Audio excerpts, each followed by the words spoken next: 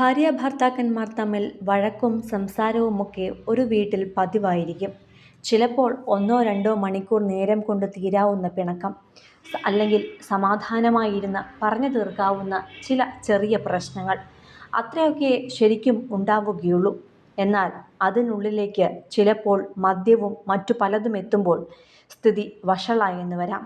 ചിലപ്പോൾ അടിയും ബഹളവുമൊക്കെ ഉണ്ടായെന്ന് വരാം. അതിൽ ബന്ധുക്കളും നാട്ടുകാരും ഇടപെട്ടെന്നും വരാം. അതുപോലൊരു ബഹളം ഒരാളുടെ ജീവനെടുക്കുന്നതിലേക്ക് എത്തിച്ച സംഭവമാണ് ഇപ്പോൾ വാർത്തയാകുന്നത്.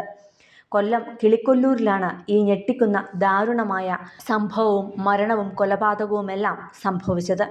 അതിനു സാക്ഷ്യം വഹിച്ചത് ഒന്നുമറിയാതെ വീടിൻ്റെ മുകൾ നിലയിൽ കിടന്നുറങ്ങുകയായിരുന്ന മകളും ആണെന്നതാണ് ഞെട്ടിക്കുന്ന മറ്റൊരു വസ്തുത.